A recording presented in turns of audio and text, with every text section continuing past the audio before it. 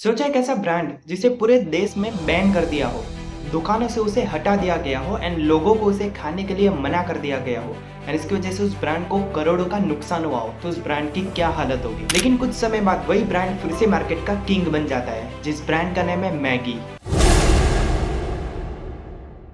Maggi की शुरुआत आज से लगभग 140 साल पहले स्विट्जरलैंड में हुई थी एंड इस ब्रांड को बनाया था जूलियस मैगी ने। जूलियस मैगी का आइडिया सिंपल था कि एक ऐसा खाना बनाना है जो जल्दी से तैयार हो जाए एंड हर कोई उसे आसानी से बना सके एंड इसी आइडिया के बेस पे उन्होंने एक नूडल्स बनाया जिसका नाम उन्होंने रखा मैगी। लेकिन बाद में इस ब्रांड को नेस्ले ने खरीद लिया, लेकिन इसकी असली कहानी शुरू होती है इंडिया से। नेस्ले ने मैगी को इंडिया में लॉन्च किया 1980s में, लेकिन प्रॉब्लम ये थी कि उस टाइम पे नूडल्स का कंसेप्ट इंडिया में बिल्कुल नया था एंड कई लोगों को तो ये भी नहीं पता था कि इसे बनाते कैसे और खाते कैसे है। लेकिन तब मैगी ने एक मास्टर स्ट्रोक खेला। उन्होंने अपने प्रोडक्ट को जस्ट नूडल्स की तरह नहीं बेचा, उन्होंने इसे 2 मिनट नूडल्स बना दिया, मतलब बस 2 मिनट में मैगी तैयार। एंड इसी की वजह से working parents, student and hostel life हर जगह मैगी परफेक्ट सॉल्यूशन बन गई एंड धीरे धीरे मैगी इंडिया की सबसे पॉपुलर इंस्टेंट नूडल्स बन गई। मैगी ने 2 स्ट्रेटेजीज के थ्रू इंडिया में डोमिनेट किया। सबसे पहला है डिस्ट्रीब्यूशन डोमिनेशन। देखो सिंपल सी बात है, जब तक आपका प्रोडक्ट देश के हर दुकान पे अवेलेबल नहीं होता है तब तक आप वहाँ पे डोमिनेट नहीं कर सकती। इसलिए मैगी ने सबसे पहले इंडिया में अपना डिस्ट्रीब्यूशन नेटवर्क स्ट्रॉन्ग किया एंड इसलिए उन्होंने टियर 1, टियर 2, टियर 3 हर एक सिटीज में अपने प्रोडक्ट को पहुंचा दिया। साथ में उन्होंने प्राइस भी अफोर्डेबल रखा। 5 या 10 रुपए के मैगी के पैकेट्स निकाले जिससे कि हर कोई उसे अफोर्ड कर सके। प्लस उन्होंने हर एक पैकेट में मार्जिन भी ज्यादा रखा जिससे कि रिटेलर खुद उनके प्रोडक्ट को पुश करे। मैगी ने इंडिया में मार्केट से पहले डिस्ट्रीब्यूशन में डोमिनेट किया।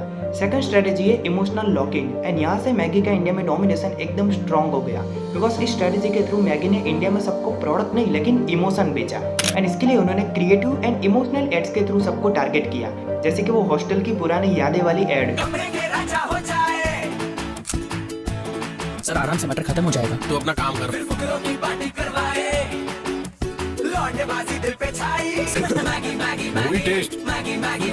वो बारिश प्लस मैगी का कॉम्बिनेशन। मैगी मैगी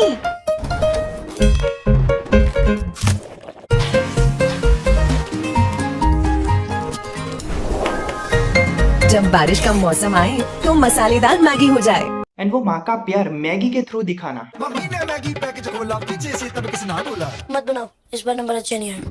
2 मिनट में बाहर आया, देख के मैगी समझ न पाया, मम्मी ने फिर पास बुलाया और प्यार से उसे बताया। क्या सच बोलने के तो पूरे नंबर मिलने चाहिए ना। मैगी ने ऐसे इमोशनल एड्स के थ्रू अपने प्रोडक्ट को हमारी लाइफ का हिस्सा बना दिया है कि जब आपको एग्जाम में अच्छे मार्क्स मिलते हैं तो मम्मी आपको मैगी बना के खिलाती है, लेकिन जब अच्छे मार्क्स नहीं मिलते हैं तो मम्मी सच बोलने के लिए मैगी खिलाती है। जब आप कोई अचीवमेंट करके घर पे आते हो लेकिन घर पे आपके ऊपर कोई ध्यान नहीं देता है तो आप मैगी के थ्रू उसका ध्यान अपने ऊपर खींचते हो एंड जब फैमिली में आपको एक दूसरे के लिए टाइम नहीं मिलता है तब आप मैगी के थ्रू वो टाइम निकालते हो, वो भी जस्ट 2 मिनट में। इस तरह से मैगी हमारे लिए जस्ट एक नूडल्स नहीं लेकिन इमोशन बन गया एंड कोई भी ब्रांड जब इमोशन बन जाता है तो प्राइस, कॉम्पिटिशन एंड टेस्ट सब सेकेंडरी हो जाता है एंड इस तरीके से मैगी ने इंडिया में डोमिनेट किया। लेकिन फिर आता है 2015, एक ऐसा साल जहाँ पे मैगी इंडिया में ऑलमोस्ट बर्बाद हो गई थी। जहाँ पे 2015 से पहले मैगी इंडिया में एक इमोशन थी सबके लिए, वहीं पे 2015 में FSSAI ने मैगी को एक बहुत बड़ा झटका दिया। वो क्या था कि उस टाइम पे FSSAI ने क्लेम किया था कि मैगी में लीड की मात्रा बहुत ज़्यादा है। देखो होता क्या है कि इंडिया में रूल्स के अकॉर्डिंग नूडल्स जैसे उत्पादनों में लीड की मात्रा 2.5 ppm तक होनी चाहिए, उससे ज़्यादा नहीं होनी चाहिए।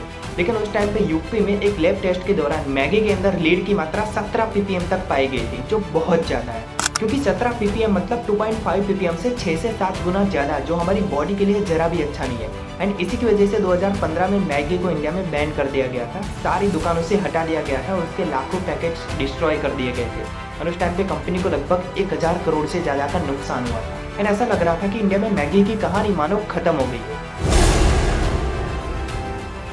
लेकिन नेस्ले ने यहाँ पे हार नहीं मानी, बिकॉज उनको पता था इंडिया एक बहुत बड़ा मार्केट है और वो उसे ऐसे ही नहीं छोड़ सकते।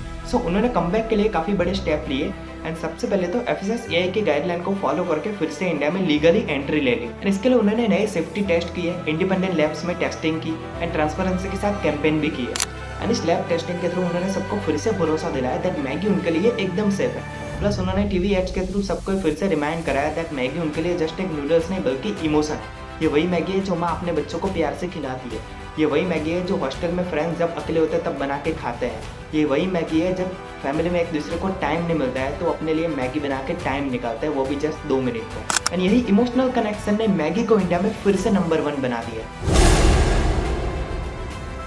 नाउ मैगी की कहानी से हमें एक पावरफुल लेसन मिलता है दैट अगर आपका ब्रांड एक बार ये सबके लिए इमोशन बन गया, उसके बाद कोई भी क्राइसिस उसे कभी खत्म नहीं कर सकता एंड कॉम्पिटिटर्स आपके ब्रांड को कभी टक्कर नहीं दे पाएंगे। एंड यही रीजन है कि मैगी आज भी मार्केट का किंग है।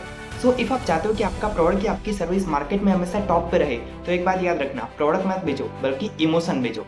अगर आपका प्रोडक्ट या सर्विस सबके लिए एक बार इमोशन बन गया तो कोई भी उसे टक्कर नहीं दे पाएगा। तो जैसे मैगी ने अपने नूडल्स को इमोशन बना के पूरे मार्केट को कैप्चर किया हुआ है, वैसे एक और प्रोडक्ट है जिसने अपने यूनिक मार्केटिंग स्ट्रेटेजी के थ्रू पूरे मार्केट को कैप्चर किया हुआ है एंड आज वो मार्केट का लीडर बन चुका है। And I am damn sure कि आपने उस प्रोडक्ट को कभी ना कभी तो यूज़ किया होगा एंड आप उस प्रोडक्ट को अच्छे से जानते भी हो। अभी वो प्रोडक्ट कौन सा है एंड कैसे उसने पूरे मार्केट को कैप्चर किया, अगर आप वो जानना चाहते हो तो इस वीडियो के लिंक आपको आई बटन में मिल जाएगी, प्लस इस वीडियो के डिस्क्रिप्शन में भी आपको उस वीडियो के लिंक मिल जाएगी। सो जाओ एंड देखो। एंड आप मुझे कमेंट सेक्शन में बता सकते हो दैट नेक्स्ट वीडियो में किस ब्रांड, किस प्रोडक्ट या किस स्टार्टअप के ऊपर बनाऊं। So let me know in the comment section and thank you for watching.